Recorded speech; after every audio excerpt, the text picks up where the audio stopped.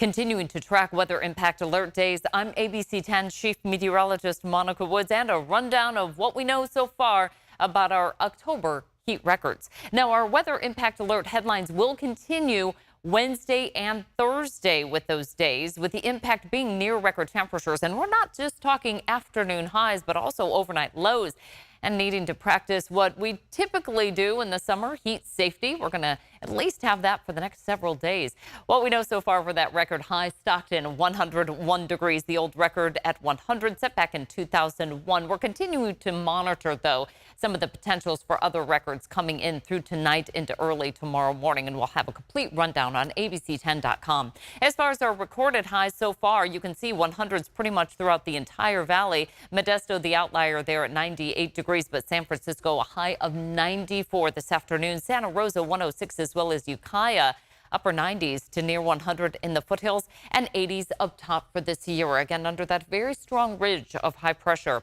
Heat advisory remains in effect throughout the valley until 11 o'clock Wednesday night. Now, the key factor here is we may have that extended into our Thursday, that being true as well for this excessive heat warning in play for much of the Bay Area, with temperatures well above average. We're talking 15 to 20 degrees above what we normally see in the beginning of October. And these unseasonably dry and warm conditions also elevating the fire danger, especially for the South Bay Area, extending from just south of Monterey all the way through San Luis Obispo and even parts of Santa Barbara, with a red flag warning in effect through Thursday evening. Fire danger really high this time of year. We've gone several months without significant rain, and now with the heat as well as some of those occasional winds, that's going to keep that fire danger high.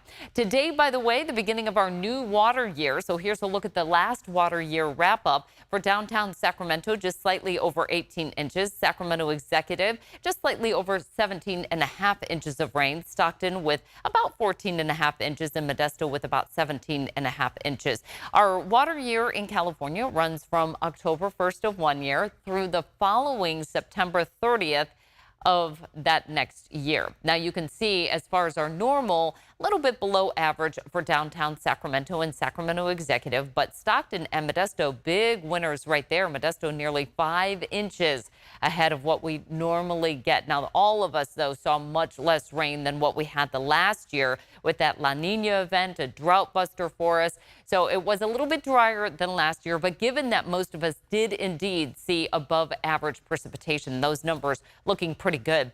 Statewide precipitation, again, what we saw for the wrap up of this last water year, below average for Redding, Sacramento, and South Lake Tahoe, as well as Palm Springs, but almost every other place saw above average precipitation. So most of us saw two back-to-back years with above normal rainfall and snowfall for the central and southern part of the Sierra Nevada. All right, let's get back to our record-setting warmth. Now, tonight is the night to watch with near record warmth because we have just a hint of those north winds and offshore winds that will keep that warmer air closer to the surface. So lows only falling into the mid 60s for many places and even near 70 for some areas, especially through the northern San Joaquin Valley. That's going to put us in near record warmth territory. As you can see, possible records into our Wednesday, not only for afternoon highs, but overnight lows as well. Record lows run in the mid to upper 60s, and the forecast is calling for mid to upper 60s. So we're going to be watching not only afternoon highs, but also overnight lows. The deal with the winds also keeping that humidity really low. We don't have a whole lot of overnight recovery, so even though we're not in red flag warning conditions, it is going to mean a slightly elevated risk of rapidly spreading fires with the dry air over us, and very little recovery as well during the afternoon, only running in the teens and single digits for our humidity. Here's the reason why. You can see, again, as far as the winds, they're not super problematic, but just a hint of that is going to keep that warm air close to the surface. Humidity levels very dry all the way through our Wednesday early part of the day. Then what happens during the afternoon is we're going to shift that wind direction, bring in just a hint of an onshore flow, and temperatures will moderate. It's not much, but it will take the edge off. Peak heat hits for many of us on Wednesday afternoon as that high pressure ridge remains overhead. It will start to shift its way eastward, and that's going to give us just a hint of that cooler weather coming in. Again, Tuesday night into Wednesday morning, tracking the near record warm lows as well as those light north winds. Wednesday, heat risk continues, possible record highs. The deal on Thursday, we'll still have that heat risk continuing, possible record highs, but mostly we'll be tracking that in the northern San Joaquin Valley as that high starts to shift its way a little bit to the south and off to the east. Friday, we'll still have that heat risk, but we'll see some moderate cooling. It's not going to be much, but at least it will take the edge off. Here you can see our departures from normal. As far as the near 100-degree heat, we're going to knock that off after Thursday, but we'll still be well above average, especially for the southern part of the state and right along the central and southern coast. By the time we get into the weekend, we're still above average, but we're not seeing as many 100s in the forecast. Here's a look at the weather impact alert headlines. Elevated fire weather is what we're going to be tracking, as well as that near record heat, plus major to, in some areas, extreme heat risk. During our Wednesday, you can see pockets of that primarily right along the coast. We'll see a little bit of that, at least a touch in the mother lode as well. But we've got that excessive heat warning in play for the Bay Area, and then our heat risk and heat advisory in place for much of the Central Valley. Now, we'll start to see that ease a little bit into our Thursday as that heat starts to migrate its way southward. That's why we could still see those heat advisories and alerts extended through our Thursday forecast before we start to see a touch more of cooling come into the forecast. What happens is we get this low to the north of us. It brings in the potential for some showers through the Pacific Northwest, very northern fringe of the Pacific Northwest through much of British Columbia.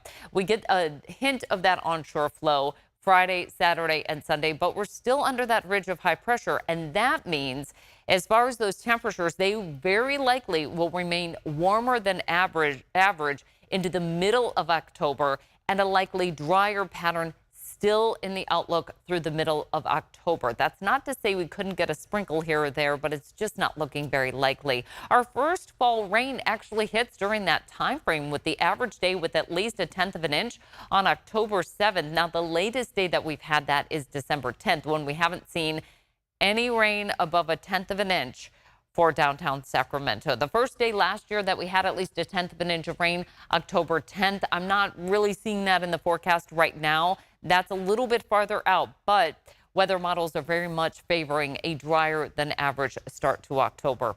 Highs for tomorrow in the upper 70s to right around the mid 80s in the Sierra, with 90s and 100s still in play throughout much of the foothills. Heading towards the coast, a little bit better relief. Keep in mind we have a trickle of that onshore flow developing late in the day that should knock off at least a little bit of the heat for San Francisco, still at 85 degrees, well above average. 90s as we head inland, and then we get into these 100s. Napa, Vacaville, Rio Vista for the Delta, Tracy at 103, 106 for Gilroy.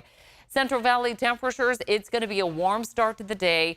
A hot afternoon for us for this time of year. Widespread 100s. And again, we'll track the potential for some record warm lows tomorrow morning. Our 5-day regional forecast for the mountains. Highs are staying near 80 Wednesday and Thursday. We'll see a little relief on Friday in the low 70s, but right back to the mid 70s on Saturday and Sunday, with less of an influence from that onshore flow. Now, we'll see the same pattern develop for the foothills. Close to 100 on Wednesday, mid 90s Thursday, low 90s on Friday. Just a few of those high clouds moving through. Saturday and Sunday, right back to the low to mid 90s. Certainly not feeling like apple picking season, and fall feels up there for Apple Hill. For the coast, mid 80s tomorrow. We'll still be in the 70s Thursday and Friday, and then we're right back to the 80s for this first weekend of October. I'm going to keep those weather impact alert days in effect through Thursday, with highs still in record territory, not necessarily for Sacramento proper, but for parts of our regional forecast, including the foothills and the northern San Joaquin Valley.